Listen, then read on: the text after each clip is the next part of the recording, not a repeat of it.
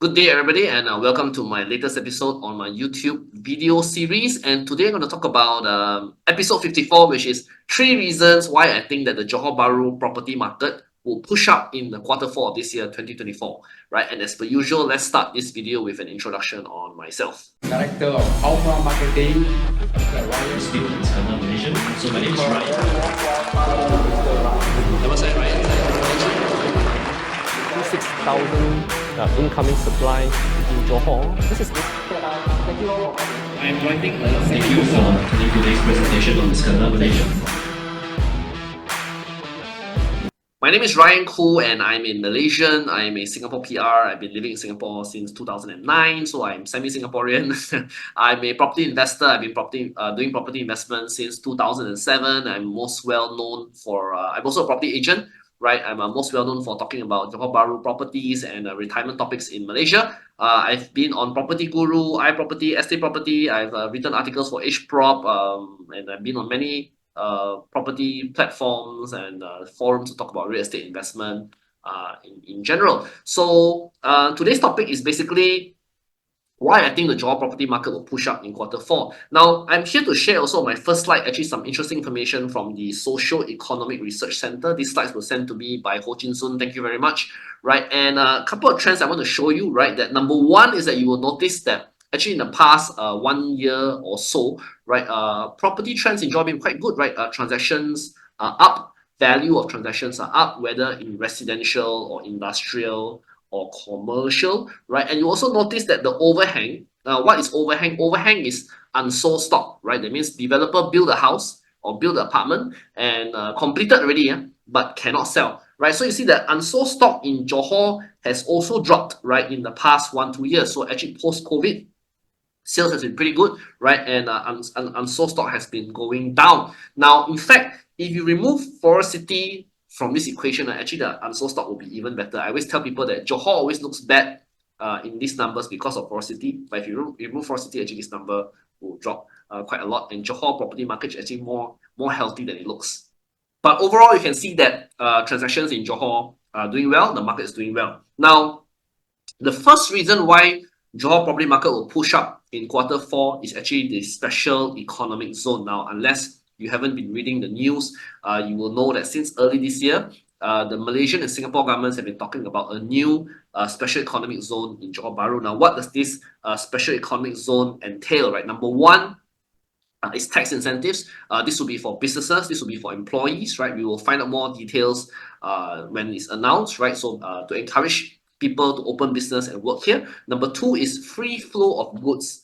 Now, free flow of goods, we're referring to, like, you know, your lorries carrying cargo moving in and out of Singapore, Johor. Or if you're coming to Johor to manufacture something, there'll be some process, most likely some kind of QR code or digitized process for your lorry to clear customs easier. Number two, there'll also be duty-free zones. You can sell things duty-free. There'll also be like those bonded warehouse concept where you can build things, import things to manufacture without paying import tax, right? Things like that.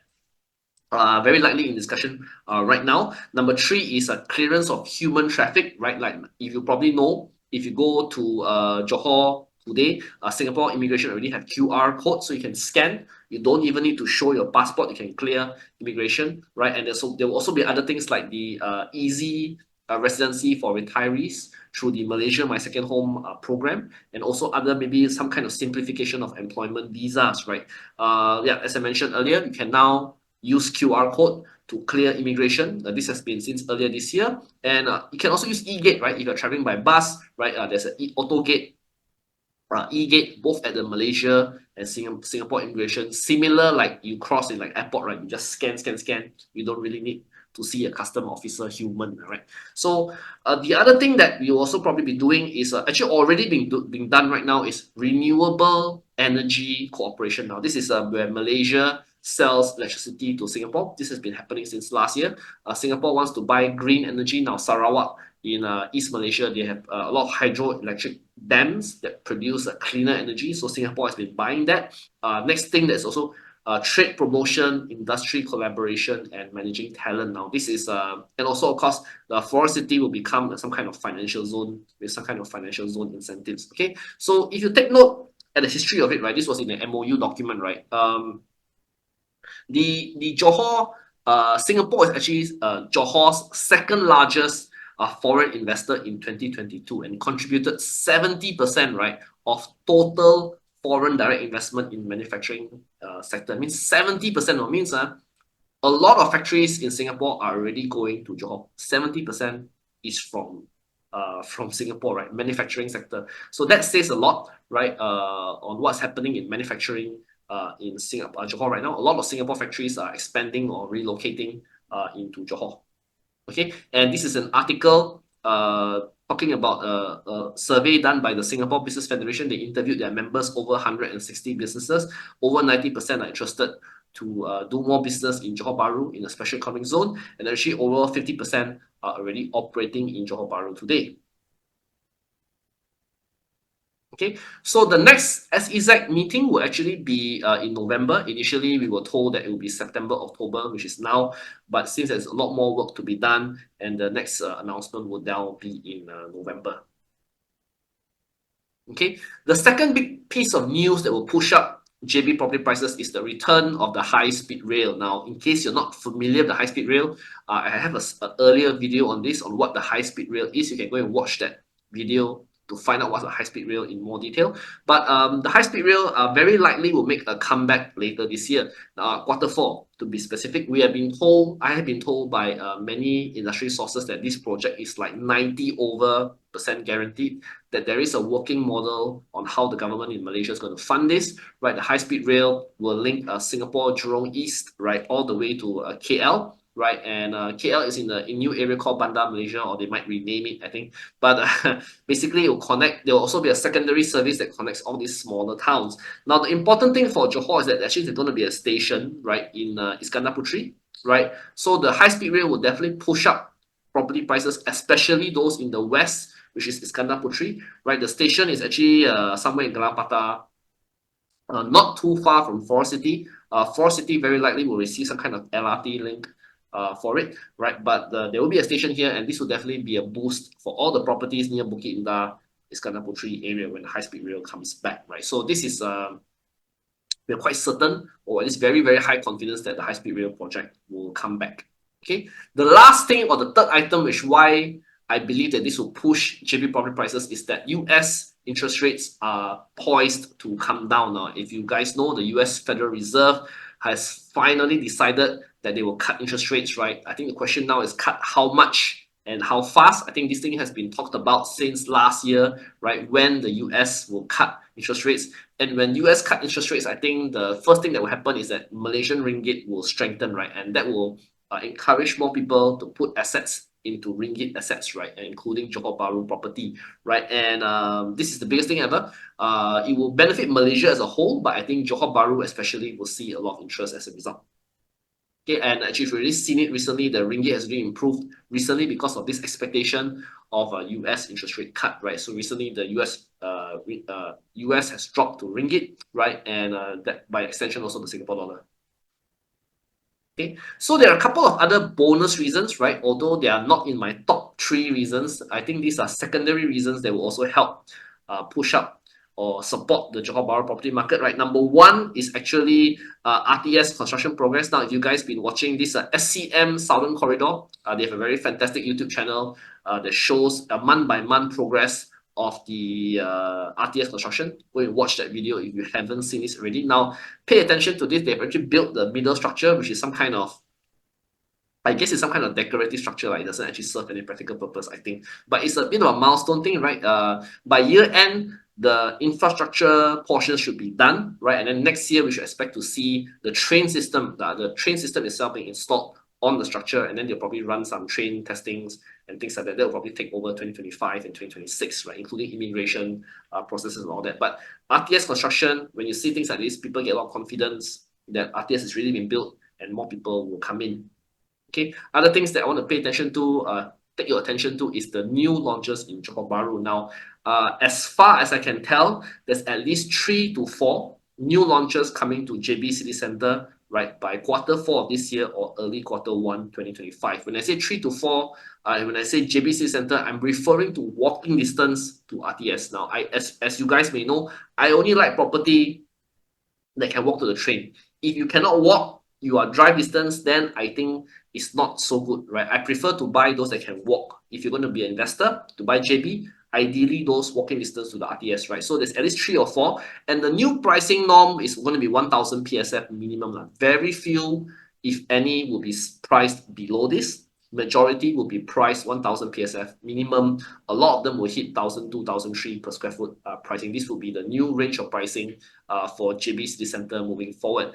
But the thing is, which is what I don't like, is a lot of these projects are block projects, means only one block, maybe maximum 2 small blocks, right? Which means they are quite small, but less than 800 units per project, right? With the exception of RNF Princess Cove Phase 3, which is going to be the biggest one among all of these, right? But I don't like projects which are too small. But let's see. We don't have all the information yet. They may have other plus points that will make it a lot attractive. But let's see how it is when they do launch later this year. But this will help create interest, right? And when a lot of these projects are launched, there'll be buyers, right? Because right now, as you know, there's very little to buy right now in JB City Centre. So only RNF Princess Cove got stock. When all this thing come in, there'll be some other choices, there'll be transactions, and the market will be more confident to push higher, right? And they'll set new pricing benchmark and pricing stability for City Centre JB.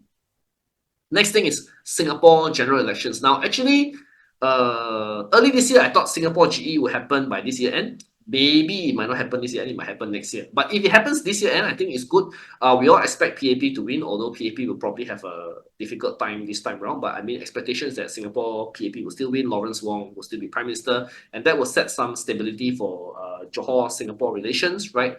And it will help also, keep market momentum as it is moving forward. So this will be a minor help to JB property prices. And finally, I think another thing to take note is that there's possibly a lot of ratings upgrades for Malaysia towards Q4 because Prime Minister Anwar Ibrahim and his government have been doing a fairly good job, right? I mean, inflation is under control. The fuel subsidy removal means the government, the finances will improve, right? There's been a lot of FDI investments in Malaysia recently, right? Political situation for Anwar also looks pretty good, right? He won the recent by-election. So I think all in all, Malaysia's in a good place right now, right? And if we see more positive economic news from Malaysia, this will again help confidence in JB property, right? So the mood right now is quite positive, right?